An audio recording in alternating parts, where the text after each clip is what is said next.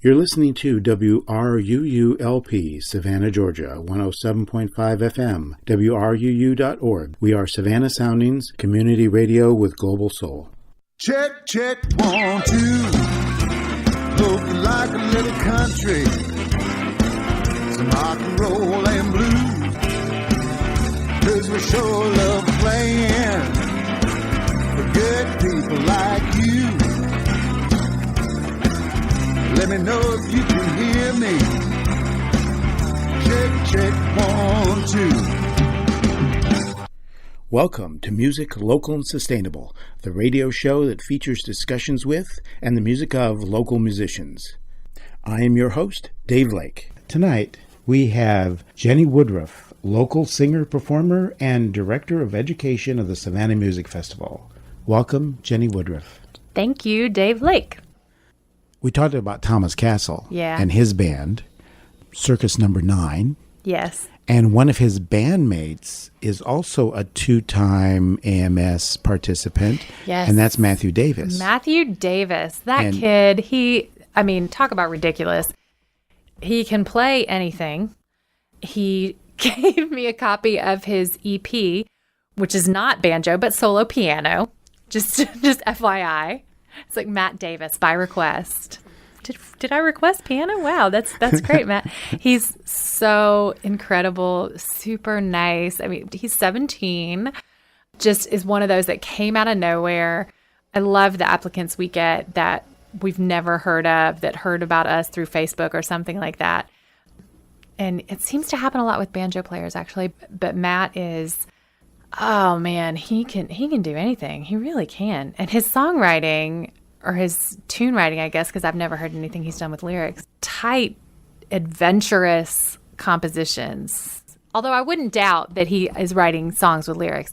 Cool the one dude. that was this year was Highland. Right. And now I'm even more concerned to find out he's 17 because Highland is actually named for the Highland Brewery I know, in Asheville, North Carolina. Right. Where they performed it. Yeah. He didn't have a title until they performed it there, and they said, well, why don't you call it that? But he's 17 performing in a brewery. We have an example of another one of his. Expatiation. And I think he had two compositions called Expatiation originally. This was the second one, but this is just called Expatiation. This will give the listeners, again, his sense of complexity. Right, the totally. Music complexity. Yeah. For a 17-year-old. And that he was 16 when he brought that in. That was from last year. Yeah.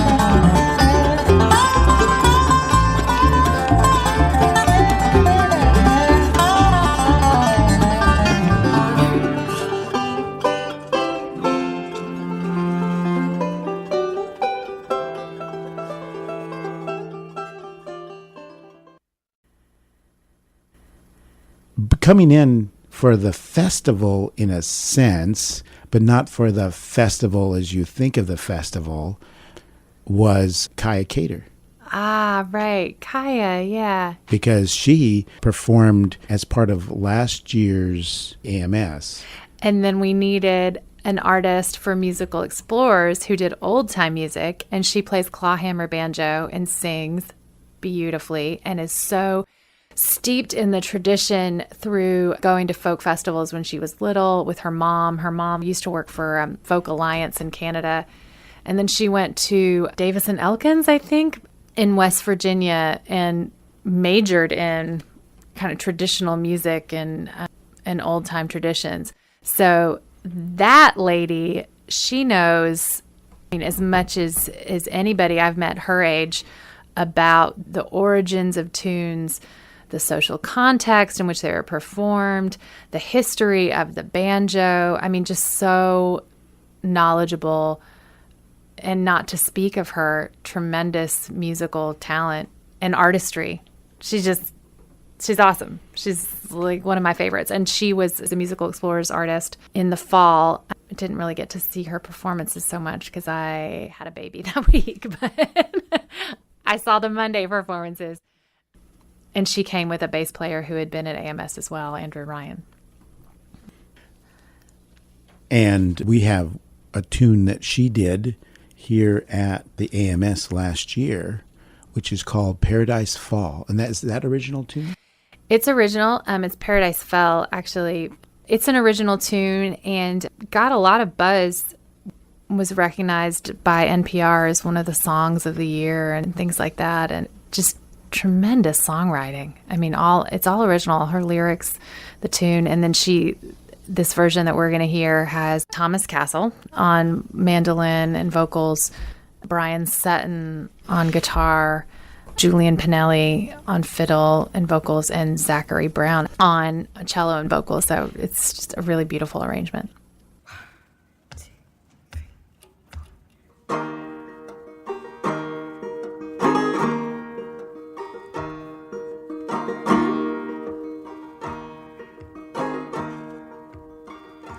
Paradise fell and the tenements grew, swept my soul across the avenue. Paradise fell and the tenements grew, the tenements grew. Paradise fell and the tenements grew, the tenements grew.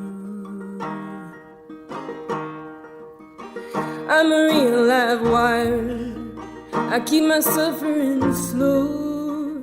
You're a child of fire and a Holy Ghost, but we keep our hand close and we play it on out.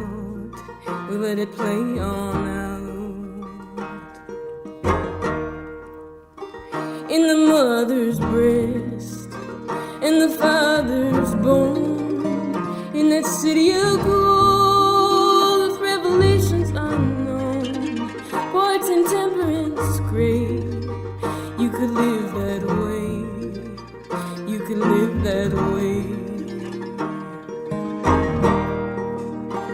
That needle rides high on the bruised up tracks, like a bitter train along the Savior's back. We repented in quiet, silence in the song, silence in the song. And paradise fell, and the tenements grew, swept my soul across the avenue. Paradise fell, and the tenements grew, the tenements grew.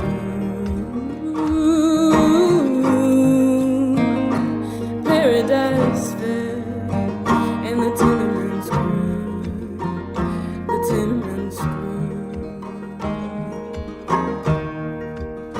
I'll dip you low and far into the depths of time, Scan the waves along the west coastline till you come up for air. Glory everywhere, glory everywhere. So who's your maker now? Who's your maker now? The Sultan King or the Velvet Sow? Just keep on driving that wheel. Count your steps out loud. Count your steps out loud. Weight of the withering vine in this concrete boat. Close your eyes and get your coat. Get you an honest job at Peter's Gates or a cigarette shop. And paradise fell and the tenements grew. Swept my soul across the avenue. Paradise fell and the tenements grew. The tenements grew.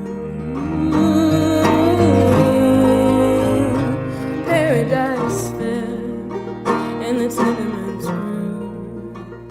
The tenements grew.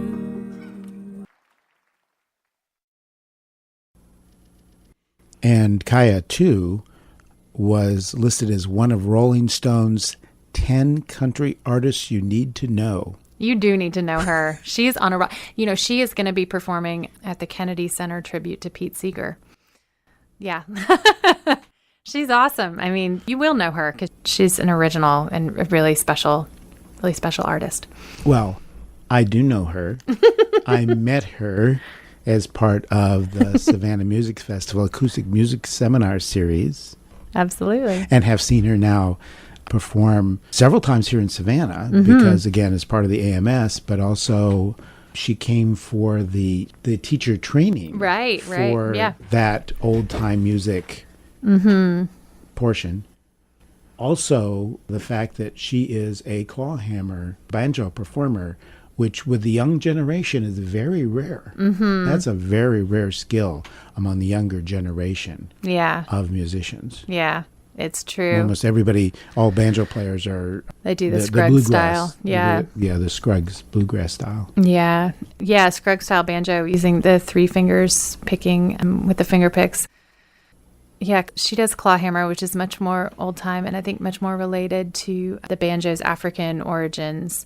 Then we had another player, too, a couple years ago, Sam Armstrong Zickafoos, who had a great composition called Mona on clawhammer banjo. I always love clawhammer banjo. It's just got a different timbre. It's a richer sound. Yeah. It's a much richer sound. Yeah, it is. Where the Scruggs bluegrass style is a much more brittle sound. I know, yes, for people who love fast playing, you can't play that fast with a clawhammer style. No. It's really more of one of the traditional roles of the banjo, which is sort of a rhythmic instrument and not necessarily a solo instrument like that Scruggs bluegrass style allows you to do. Right. But it has such a richness. And so we've heard then the Paradise Fell. And why don't we hear Sam Armstrong Zickafoos's Mona? Great.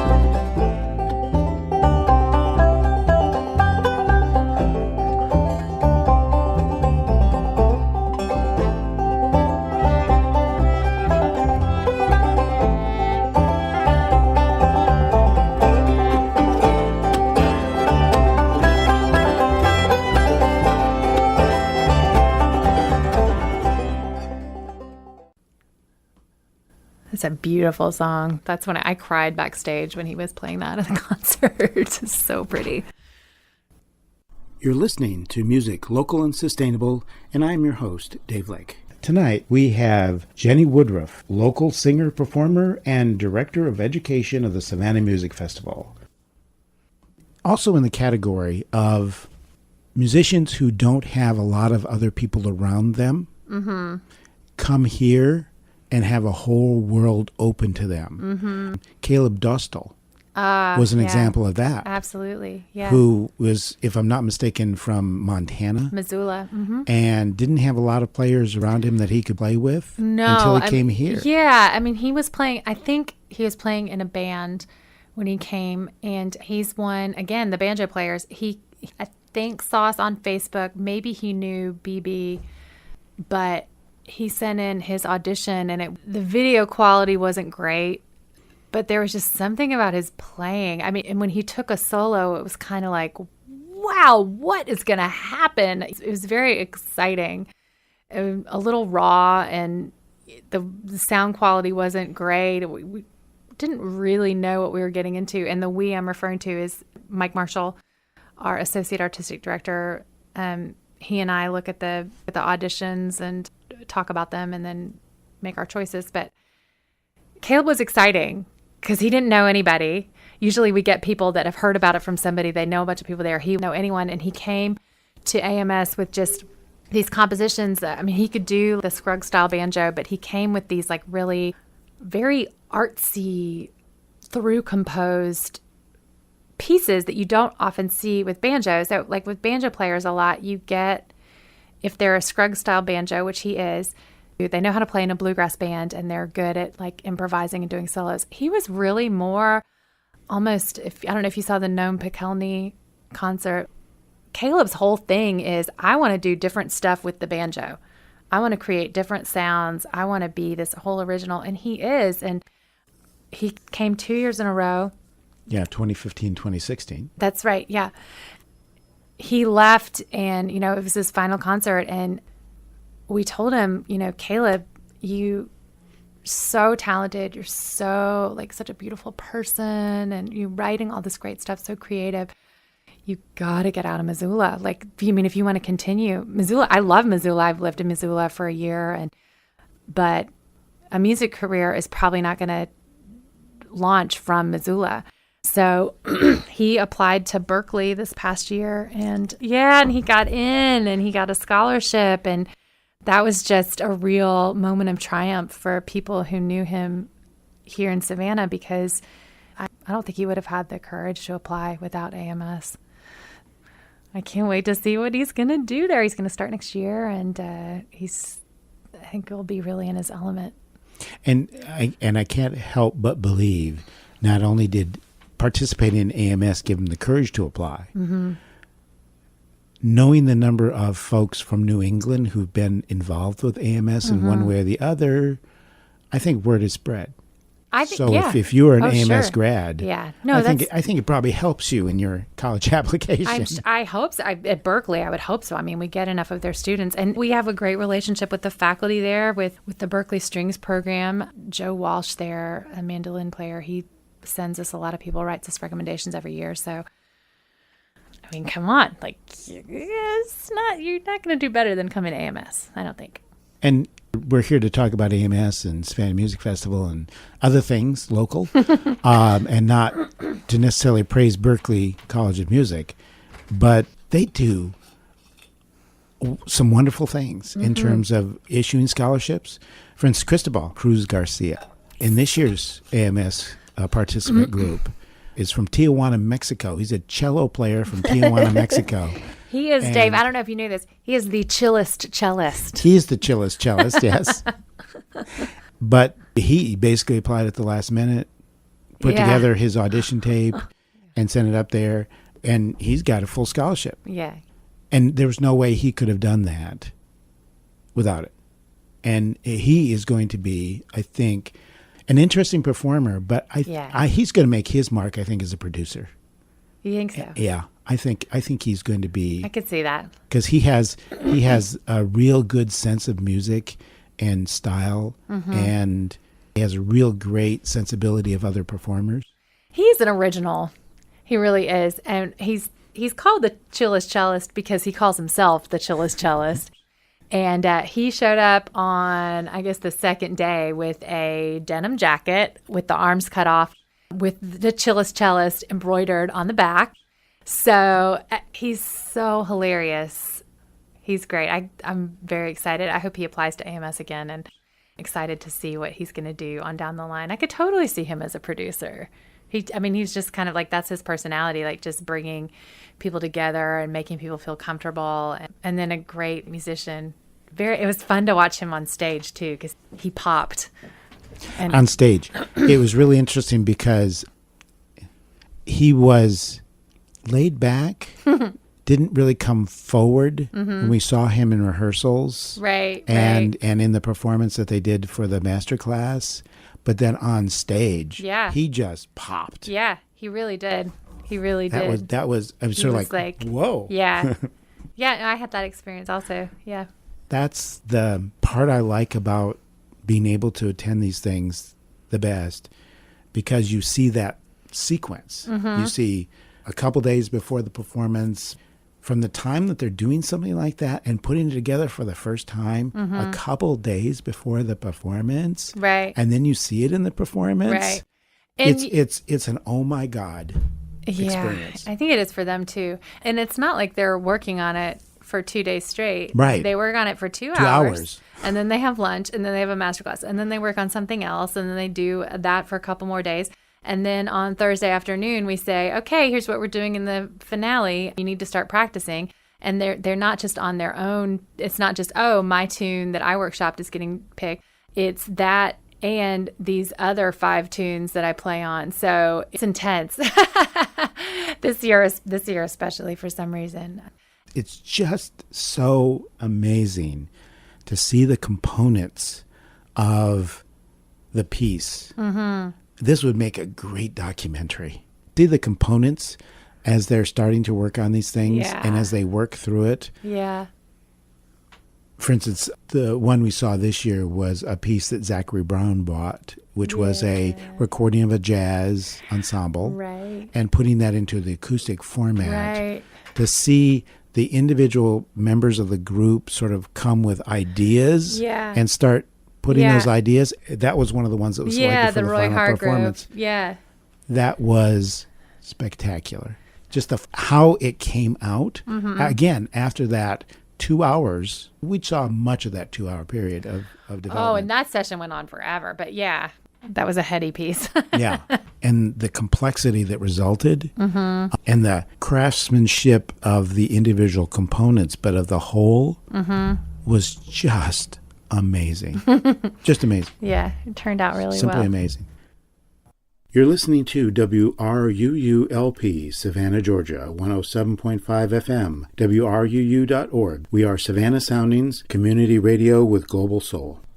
If you enjoy our programming on WRUU-LP, please support the station with a donation.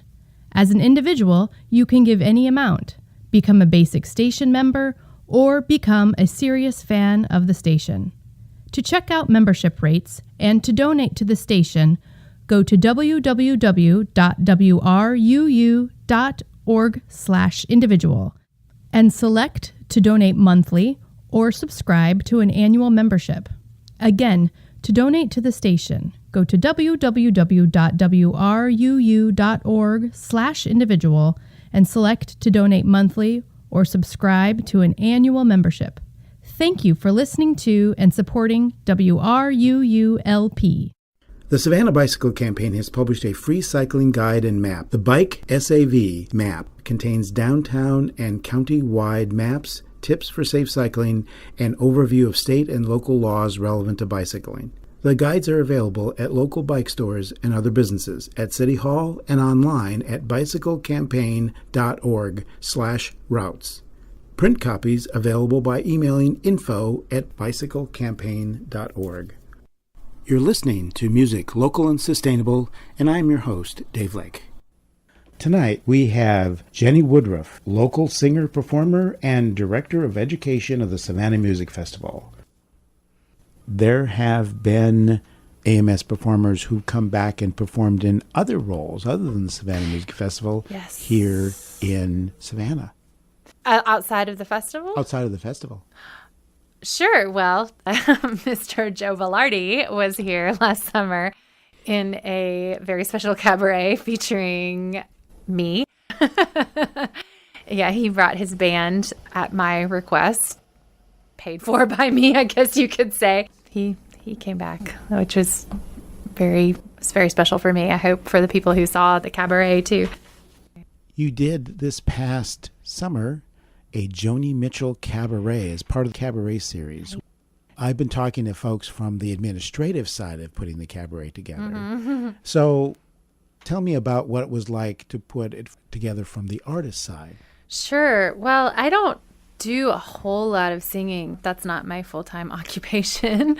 Which we've been talking about. Right. Education director at the Savannah Music Festival. You know, actually, it's funny that we're talking so much about AMS because I administer AMS and do all the logistics and do a little mentoring myself here and there and give some feedback on singing and stuff, but very, very limited. But every year for the first few years at AMS, I would come out of the week and just be really not frustrated, but just really wishing that I could be having a similar music experience myself. I majored in vocal performance in college, and I have done some kind of performing just all throughout my life, really. And since I moved to Savannah, hadn't really been doing it because I was so understandably taken with my gainful employment, you know, which took a few years to get under my belt. I hope the audience got the full understanding of what you do throughout the year. Right, it's year round. Some people, a couple people ask me, "Oh, is it?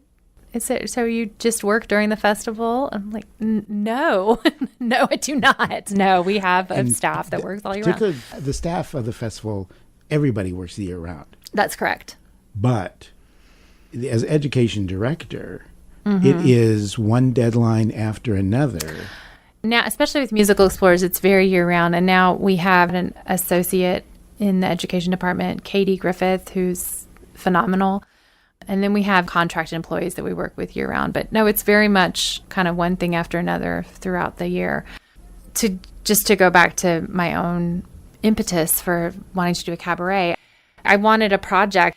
I was feeling very unsatisfied as a performer. And once I identified that feeling for myself, I said, well, you know, why not do something about it? Like, nothing's stopping me from having my own project.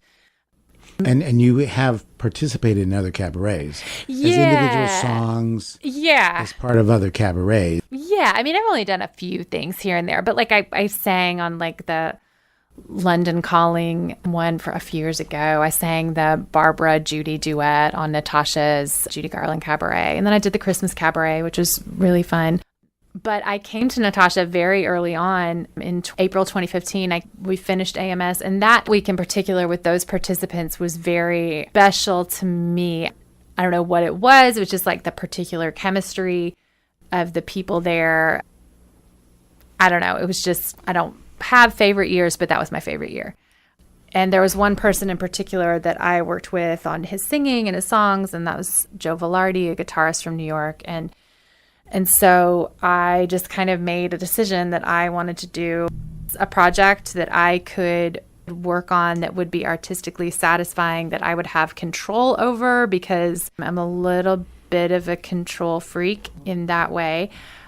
And I wanted a collaborator that I knew I could work well with. I was a little wary of doing something solo because I've never done a cabaret before. I come from a classical background. I can't talk about jazz chords. I play keyboard a little bit, but not very well. I just don't have that kind of pop sensibility in working with the band or whatever. So that was a whole new experience for me. So I wanted somebody that wouldn't judge me. You know, so why not ask somebody who's 22, you know, and ridiculously talented and looking for work? And so I called Joe the week after AMS. We had talked about Joni Mitchell a little bit, during the week, and I asked him if he would work on the arrangements with me, and he said yes. And so we spent like a year and 4 months before the show really working out all the arrangements. He did all the charts. We would talk like once every week, once every 2 weeks, just about ideas, and I would share with him, these are the songs I really love, and what do you think about this? And we would go kind of song by song and have ideas. And I went to New York 3 times, I think, to rehearse with him. For me, it was just an investment in an artistic project, something I really wanted to do, and I wanted to do it the right way. And I like a lot of rehearsals. I really like to be perfect. Picking the songs, her catalog is not as vast as somebody like Bob Dylan, but I think if you're comparing song for song, there's just so much about her that is just the best. Her songs are ridiculously complex musically. It's never what you think it's going to be.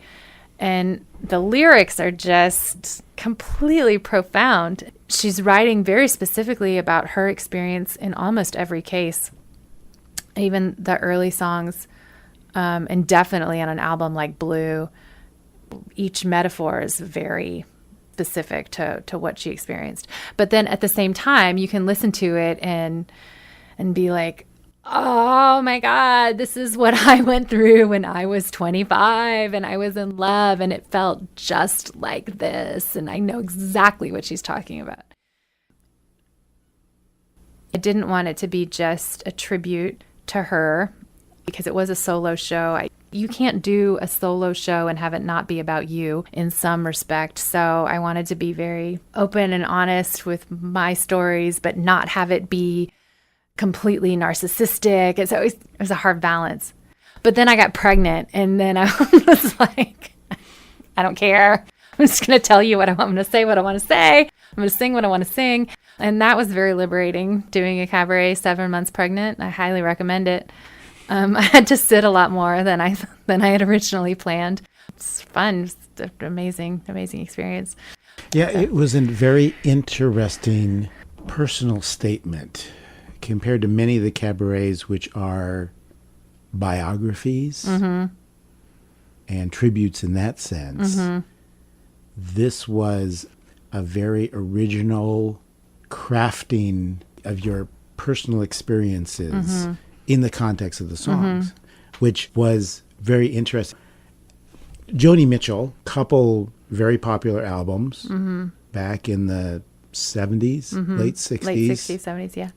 And then she was almost a cult following from then on. I mean, people who were very into her music, but not big selling albums. Yeah, and Court and Spark was a popular album, but she took a different direction there and had the LA Express as her backing band. And then from that point on, she was really, I think, searching out players that could follow this journey with her that wasn't necessarily in any kind of prescribed rock format or singer-songwriter format or whatever. And where she ended up turning was to jazz musicians like Jaco Pastorius, the great bass player. When she was recording Hejira, she was in the studio with a bass player, and she would say, no, I don't want you to play this note. I want you to play this note, which isn't necessarily part of the chord. But she was looking for something that was different. And the bass player she was doing the session with said, I think you should check out this guy who was playing with, was he playing with Weather Report? I think Weather Report at that time, yeah. He was playing with Weather Report. And so they came in, and then if you listen to the title track from Hejira or Coyote or any of the songs that he's on, it's like the bass is doing its own thing, and it's perfect for those songs. Hejira is just one of my all-time favorites albums. It's my favorite of hers, I think, probably, and the title song is my favorite of favorites. The song Hejira and Song for Sharon, but his bass on that song, it's on its own journey, it's on its own path, and it's so perfect with the theme of that album, which is traveling and return and journeys, and it just doesn't get any better, I don't think.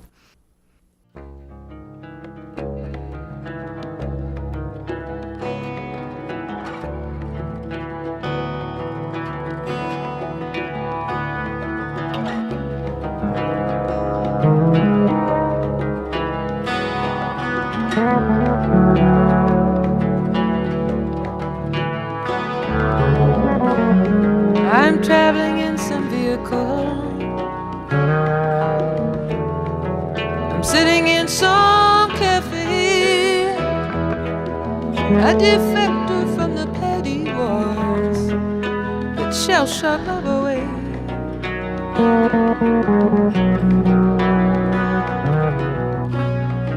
There's comfort in melancholy when there's no need to explain. It's just as natural as the weather in this moody sky today. In our possessive coupling, so much could not be expressed. So now I am returning to myself. These things that you and I suppressed, I see something of myself in everyone, just at this moment of the world. The snow gathers like bolts of lace, waltzing on a ballroom girl.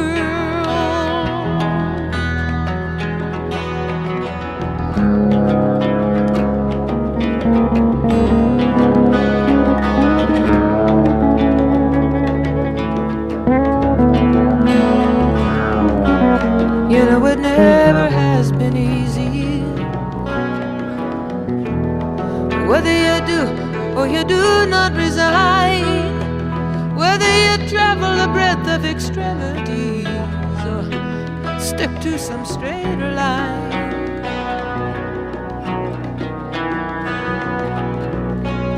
Now here's a man and a woman sitting on a rock. They're either gonna thaw out or freeze. Listen, strains of Benny Goodman coming through the snow and the pine wood trees. I'm porous with travel fever, but you know I'm so glad to be on my own. Hajira, was that in the cabaret? No. Sorry. I don't remember that. No, I wanted to sing that, but I was like, oh, it's maybe a little bit too esoteric. But that has one of my favorite lines of hers, which is, we're each so deep and superficial between the forceps and the stone. And that line was what I wanted my cabaret to be about, which is that we're so deep, we're so superficial, we're both these things at once. Everybody is. Like, it's never simple. That was always what I would talk to Joe about. I didn't want any songs which had an easy through line, which was like, this song is about X. No, it's about pleasure and it's about pain and it's about pushing and pulling. And so each song that I sang had some sort of push and pull. Now, it was never about like, oh, life is so great or life is so awful. It's like Case of You. That song is about like this deep, painful love, but it is about love, about the sweetness of love and being drunk and wanting it, but also it being so damaging and destructive. And so I think, if I can remember correctly, I think each song that I sang had some sort of that element to it. And interesting, you did not include like Hajira, which was a song which would be an underlying theme for what you were trying to express. Right. But you included songs by Laura Marling, Right. Kate Bush, Right. and Bjork Yeah. in the program. Yeah.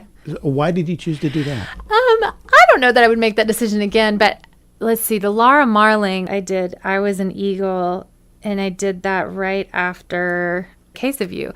I mean, originally I was thinking of doing more songs by contemporary songwriters, and if I were to do this show again, I would either do more of that as response to Joni's songs or just cut them out completely because it was kind of weird what I did.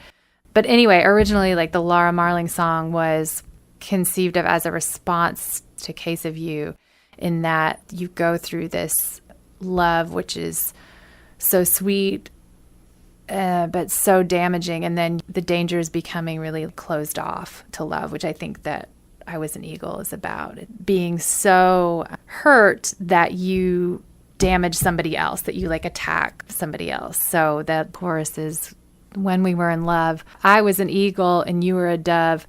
I rose above you and I prayed, Prey. And then you get at the end of the song, like, that's why she's so like closed off. It's because she's like regretting these choices. But I'm not sure if that quite came across in the cabaret, but that was the idea behind it.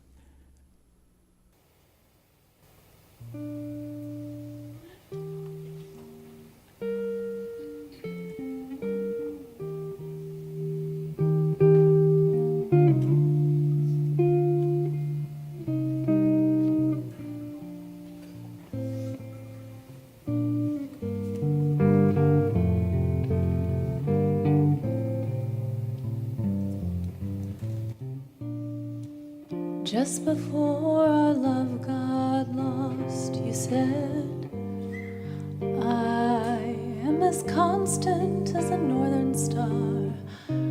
I said, constantly in the darkness, where's that at? If you want me, I'll be in the bar.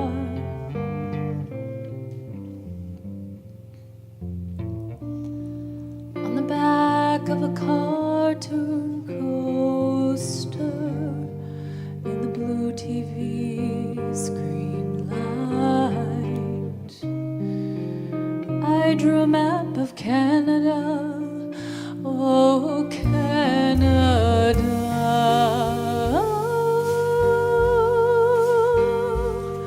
with your face sketched on it twice. You're in my blood like holy wine. You're so bitter and so sweet. I could drink a case of you, darling, and I would still be on my feet. I would still be on my feet.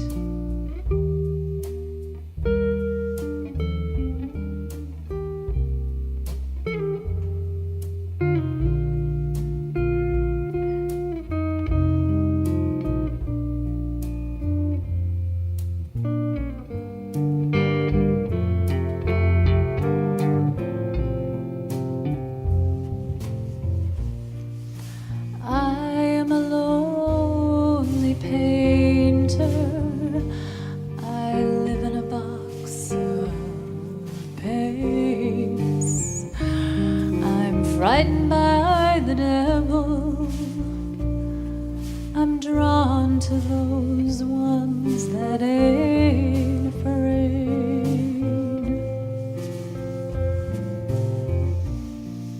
I remember that time you told me, you said, love is touching souls. Surely you've touched mine, 'cause part of you flows out of me in these lines from time to time.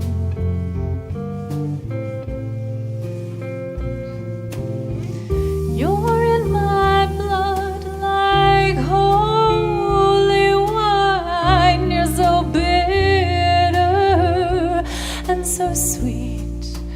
I could drink a case of you.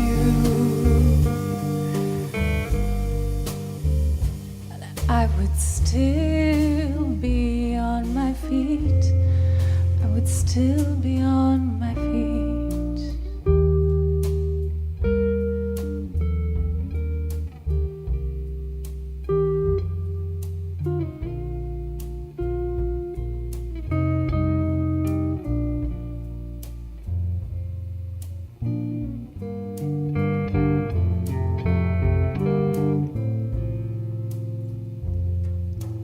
A woman, she had a mouth like yours. She knew your lies, she knew your devils and your deeds and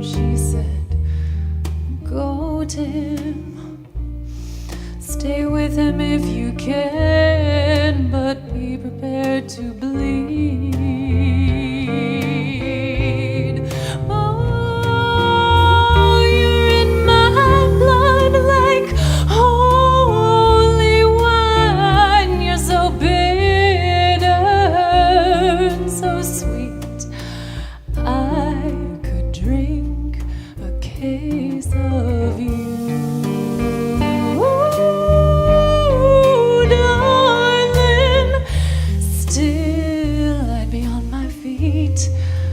Still be on my feet.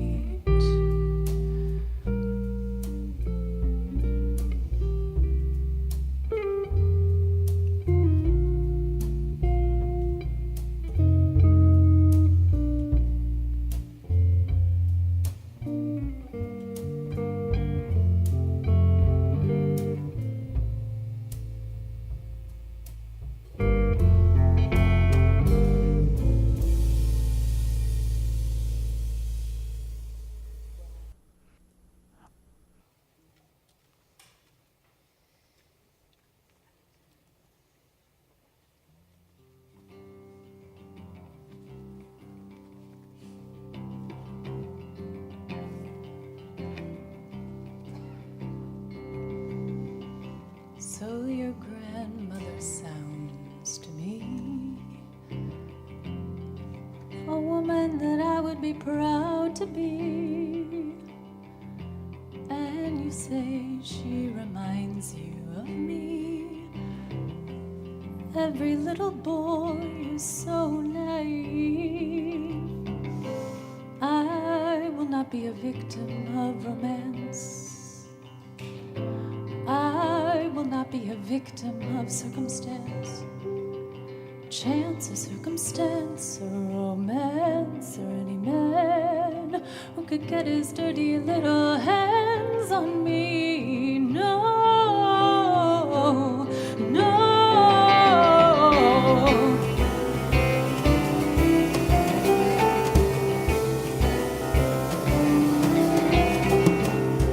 So your grandfather sounds like me, head up, shoulders back, and proud to be. Every little girl is so naive, falling in love with the first man that she sees. I will not be a victim of romance. I will not be a victim of circumstance, chance or circumstance or romance or any man who could get his dirty little hands on me. No, no.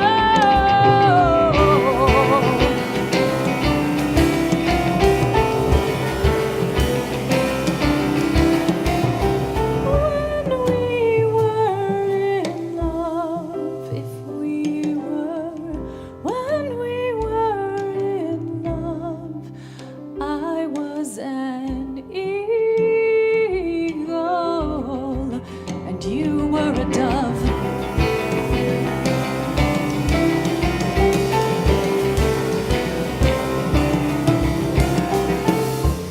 Today I will feel something other than regret.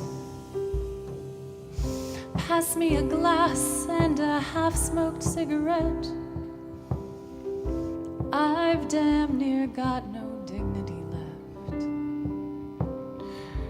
I've damn near got no dignity left. I will not be a victim of circumstance. I will not be a victim of romance, chance or circumstance or romance or any man who could get his dirty little hands on me. No, no.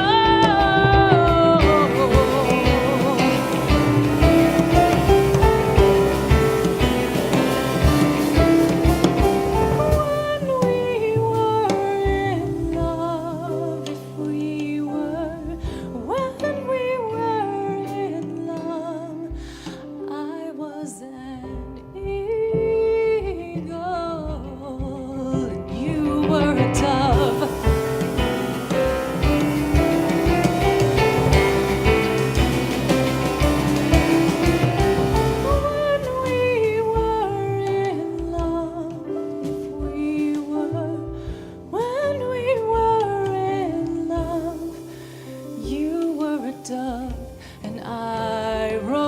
rose above you and prayed.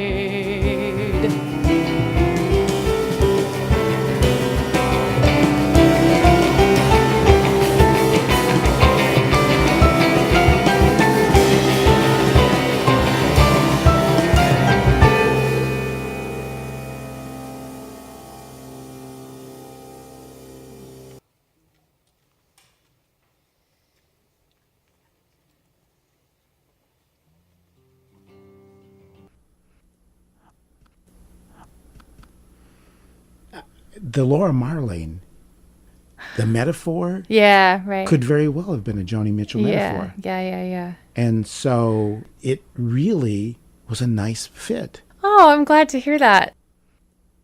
Of the Joni Mitchell songs, which of the ones that was in the cabaret was the most essential? I think I really loved starting it with Coyote because it's from my favorite album, Hejira, and because Coyote was the first song that I did with Joe in the band that felt like we've got a groove. Okay, this is going to work. It sounds like Joni, but it doesn't. But it's not like we're copying her, like we're doing our own thing. It felt good in my voice.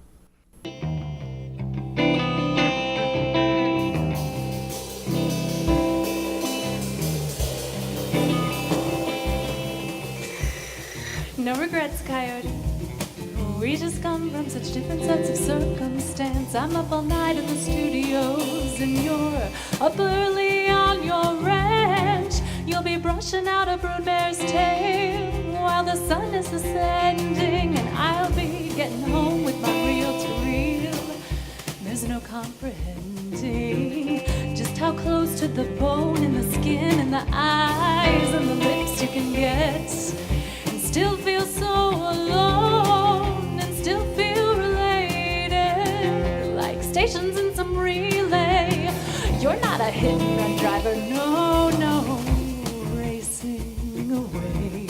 You just picked up a hitcher, a prisoner of the white lines on the freeway.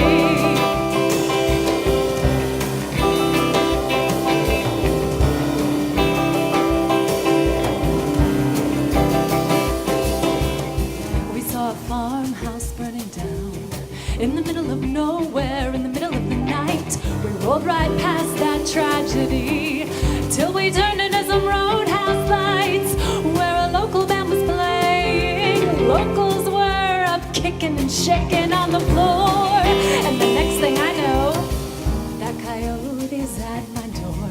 He pins me in a corner, he won't take no. He dragged me out on the dance floor, and we're dancing close and slow. He's got a woman at home, he's got another woman down the hall. I think he wants me anyway.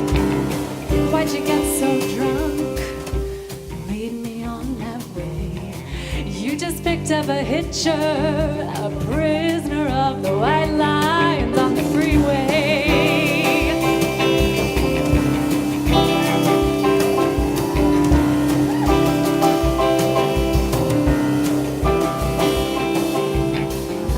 Coyote right in the face on the road to Baljenny near my old hometown. He went running through the whiskerite, chasing some prize down, and a hawk was playing with him. Coyote was jumping straight up and making passes. He had those same eyes like yours under your dark glasses, privately probing the public rooms, peeking through keyholes in numbered doors, where the players lick their wounds and take their temporary lovers, their pills and powders to get them through this passion play. No regrets, Coyote, I just get off of the waves. You just picked up a hitcher, a prisoner of the white lines on the freeway.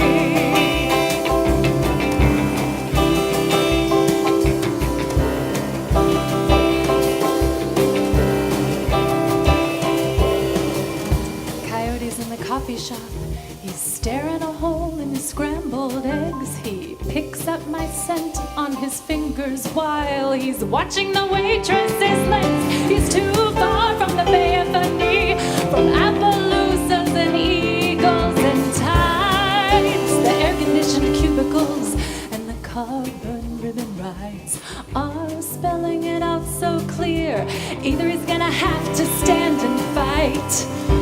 take off out of here.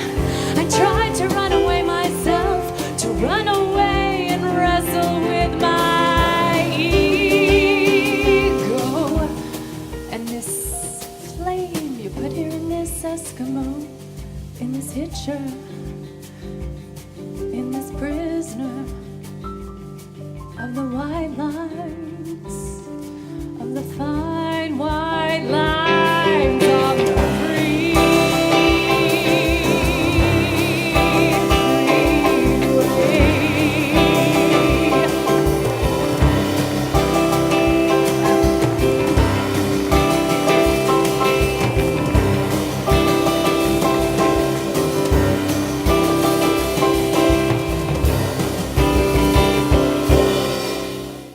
We've had Jenny Woodruff in the studio tonight, and it has been a wonderful conversation, and I thank you so much for coming in and talking with me. You're so welcome. It's been a pleasure.